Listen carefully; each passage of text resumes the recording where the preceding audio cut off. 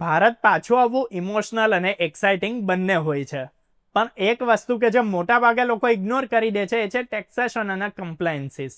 વર્ષો સુધી ફોરેનમાં રહ્યા પછી જ્યારે તમે ઇન્ડિયા પાછા આવો છો તો કેટલાય જૂના નિયમો બદલાઈ જાય છે અને નવા નિયમો એપ્લાય થાય છે. પહેલાં જે મેટર્સ ક્લિયર લાગતી હતી એ હવે કન્ફ્યુઝિંગ લાગી શકે છે. આપણે જોઈશું કે ભાઈ એનઆરઆઈસ કઈ 6 મેજર ટેક્સ મિસ્ટેક્સ કરે છે, એની પછી લાંબા સમય સુધી હેરાન થાય છે. આપણે એ પણ સમજીશું કે ભાઈ આ ભૂલોથી કેવી રીતે બચી શકાય અને ટેક્સ પ્લાનિંગને કેવી રીતે સ્મૂથ અને કોસ્ટ ઇફેક્ટિવ બનાવી શકાય.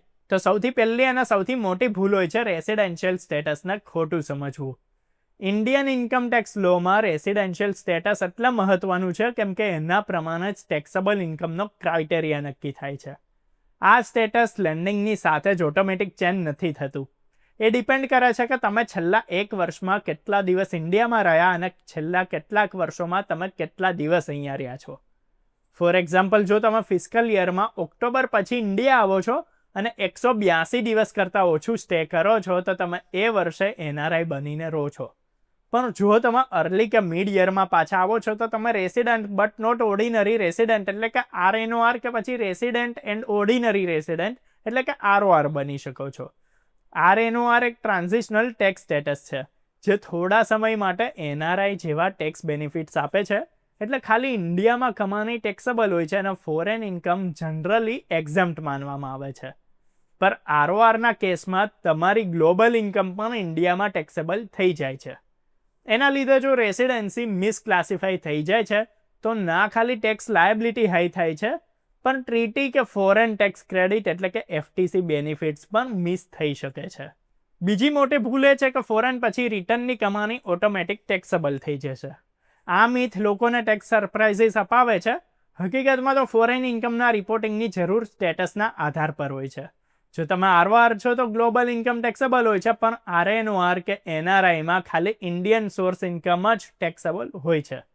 આ વાત એ દરેક વ્યક્તિએ સાચી રીતે સમજવી જોઈએ. નહીતર ઓવર રિપોર્ટિંગ થાય છે અથવા તો અંડર રિપોર્ટિંગ કે જેમાં પેનલ્ટીઝ પણ લાગી શકે છે. ત્રીજી ભૂલ છે ફોરેન એસેટ્સ અને એકાઉન્ટ્સનું સાચી રીતે ડિસ્ક્લોઝર ના કરવું. કેટલાય લોકો વિચારે છે કે જે એસેટ્સ એનઆરઆઈ સ્ટેટસના સમયમાં ખરીદવામાં આવી હતી એને ઇન્ડિયામાં રિટર્ન આવવા પર ડિસ્ક્લોઝ કરવાની જરૂર નથી. એ ખોટું છે. જ્યારે તમે આરઓઆર બની જાઓ છો તો એવી બધી જ એસેટ્સ જેમ કે overseas bank accounts, ESPP, ESOPs, RSUs, retirement accounts અને જોઈન્ટલી હેલ્ડ પ્રોપર્ટીઝને શેડ્યુલ એફએમાં રિપોર્ટ કરવી જરૂરી હોય છે. ના કરવા પર બ્લેક મની એક્ટ હેઠળ ભારે પેનલ્ટીઝ પણ લાગી શકે છે. ચોથી કોમન મિસ્ટેક છે આરએનઓઆર સ્ટેટસને ઇનડેફિનેટલી એનઆરઆઈ જેવું ટ્રીટ કરવું. આરએનઓઆરનો ફાયદો લિમિટેડ વિન્ડો માટે હોય છે અને એ પણ પોતાની જાતે જ એક્સપાયર થઈ જાય છે જો તમે 9માંથી કેટલાય યર્સ એનઆરઆઈ નથી રહ્યા તો. હવે કેટલાય લોકોને એ નથી ખબર હોતી કે આરએનઓઆરની વિન્ડો ખાલી કેટલાક વર્ષો માટે જ હોય છે અને એની પછી ઓટોમેટિક જ આરઓઆર બની જવાય છે.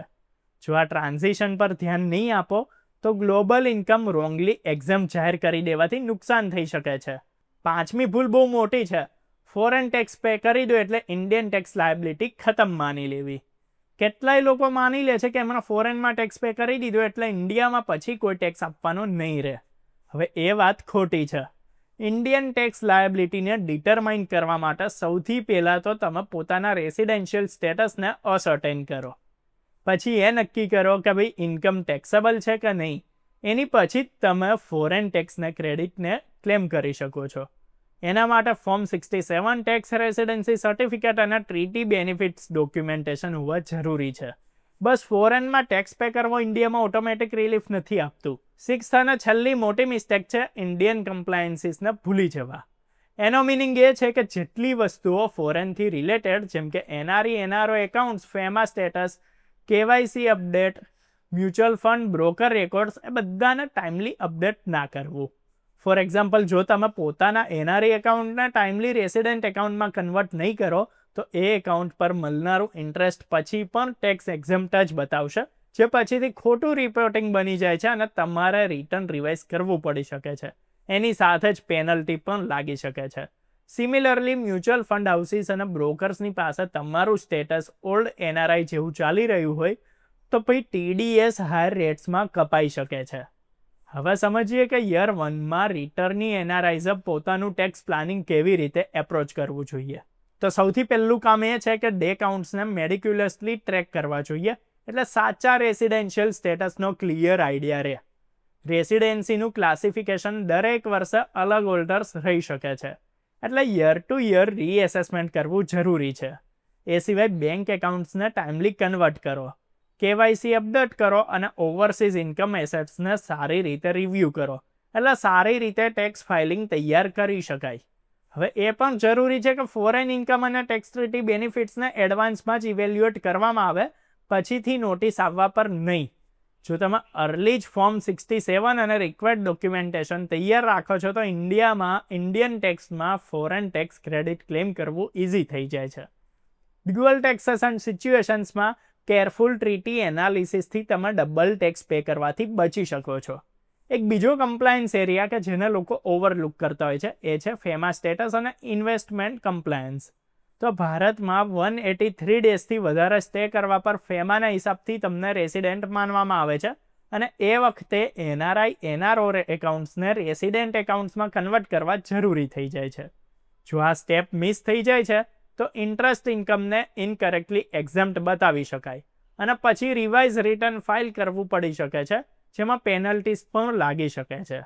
મ્યુચ્યુઅલ ફંડ્સ અને બ્રોકર્સના રેકોર્ડ્સમાં પણ સ્ટેટસ ચેન્જ અપડેટ કરવું બહુ જ જરૂરી છે. જો એ નહીં થાય તો વધારે ટીડીએસ રેટ્સ ઓટોમેટિક એપ્લાય થઈ શકે છે, જેનાથી તમારું નેટ રિટર્ન ઓછું થઈ જાય છે. એટલે સ્ટેટસને દરેક ફાઇનાન્શિયલ ઇન્સ્ટિટ્યુશન્સની પાસે ટાઈમલી અપડેટ કરવું કમ્પ્લાયન્સની બેઝિક રિક્વાયરમેન્ટ છે. તો તમને અહીંયા એ વાત કરી કે જો તમે એક એનઆરઆઈ છો અને ઇન્ડિયા રિટર્ન આવવા માંગો છો તો એવી કઈ 6 ભૂલો છે જેને તમારે બિલકુલ અવોઇડ કરવાની છે. અને જો તમે આ ભૂલોને અવોઇડ કરો છો તો તમારું ટ્રાવેલ બહુ ઇઝી થઈ જાય છે અને આગળ પણ ઇન્ડિયામાં તમે તમારી લાઈફને બહુ સારી રીતે પસાર કરી શકો છો.